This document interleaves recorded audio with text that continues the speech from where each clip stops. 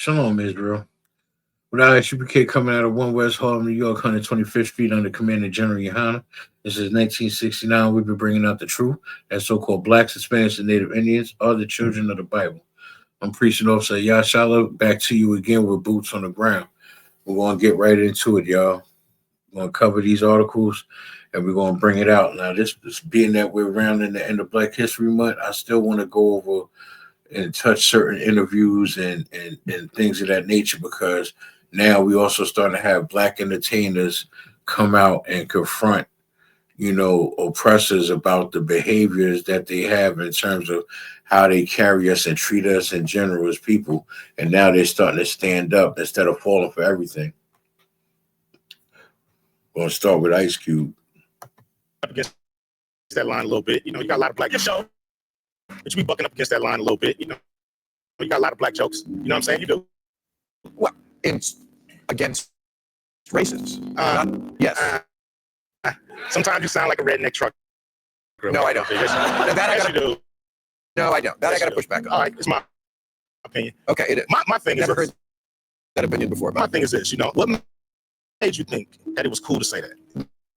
There was no thought put into it. You might have a black girlfriend or two that made some Kool-Aid every now and then, and they think they can cross the line, and they can't. It's a word that has been used against us. It's like a knife, man. You can use it as a weapon, or you can use it as a tool. It's been used as a weapon against us by white people, and we're not gonna let that happen again by nobody, because it's not cool.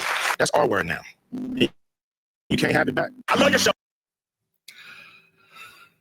And now we're going to switch to another interview, and this one breaks down the difference between black and Hispanic families and white families.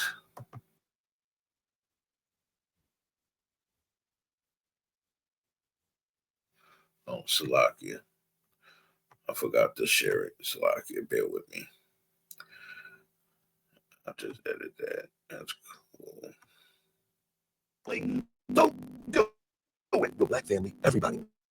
Now you got to buy. It's the difference between white parents and black parents.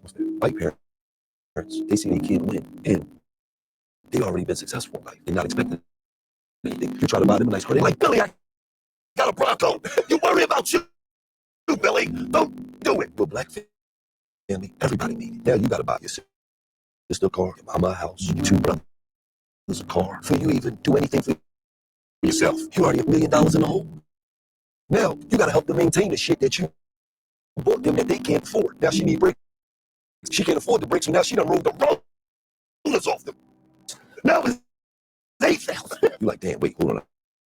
I did this, I put y'all in this, I did y'all this, I did y'all this shit still coming back to me. It's cool when the money's pouring in, but when that shit slow up, now is an issue. I've been doing this shit for 3 years, 4 years. I ain't established nothing yet. I was like, we never knew we had to establish nothing. You had everything. What Gilly says right there is very crazy, and it's true. They get us in these basketball programs and football camps, and we excel and we improve and we move up in the world. We go to high school, we do good in high school, we make it to college. We keep strong, we keep focused, and we get even better, to the point where we get drafted in the NFL or the NBA or the NHL hockey or MLB baseball or UFC for mixed martial arts. And we get signed, and the first thing they do is they got their hand out. You understand? And the problem with that is, you encourage us to do this stuff, but allow us to get established and get some financial literacy going and get some investments going, so that way I'm not just squandering my money away. It's not that I don't want to take care of my family, but allow me to put myself in position before I could do so. There's so many athletes out here that had a short career and they're broke, or they had a long-lasting career and they're broke, because you buy, like Gilly said, you buy mama a house, you buy her this, you buy her that, you buy your family cars and stuff like that, and you want to take care of yourself. You want to buy you a house and a car, And now you in debt. Now you in a hole. Now you gotta. The only thing that's gonna save you is endorsements, shoe deals, things of that nature. But then they gotta maintain, like you said, you gotta maintain the lifestyle that you live in. You know, Chad Johnson had been one of the most smartest brothers out there in sports. He didn't even buy a house when he signed his deal to the Cincinnati Bengals. He lived in the training facility for his first couple of years in on the team. You understand? He kept it simple. He's like, why would I buy myself a house when I'm gonna be here all the time? So I'm just gonna live here. So he found a way to live in the training facility until they told him he couldn't do it no more. You understand what I'm saying? Then he bought him a little house. He was smart. He made investments. You know, the goal for us is to have financial literacy as Blacks, Hispanics, and Native Indians. If not, we end up being one of those unsung stories, you know, and it's the same sad song every time. And this is why we have to grow as Blacks, Hispanics, and Native Indians, or we become a statistic or a story on the news. You understand? I'm about to bring out another article, right? Now, this is one of those about what's going on in the world today with vaccinations and things of that nature, right? You'd be surprised about the stuff that's going on in today's society if only you knew. This is why we're here in the ISUBK bringing these stories out.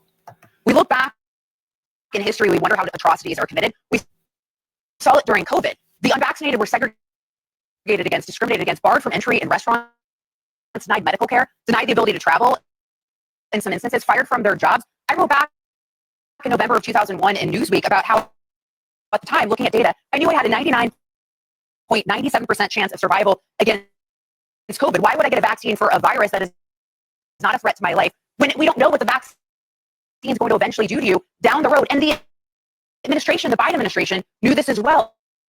July of 2021, there was an outbreak in Provincetown, Massachusetts. 75% of the cases were vaccinated. There was also a study in the Lancet published that the vaccine was not spreading or stopping the transmission of the Delta virus at the time.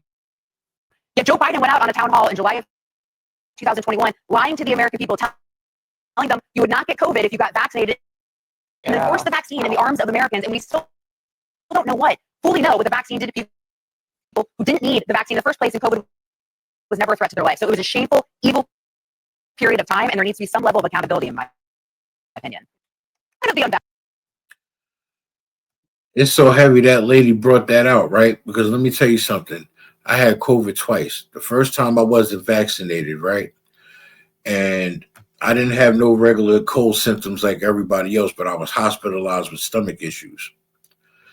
Then I was forced to be vaccinated because I had a job, I had a slave at the time, and they wasn't allowing nobody to work unless we had that vaccination card.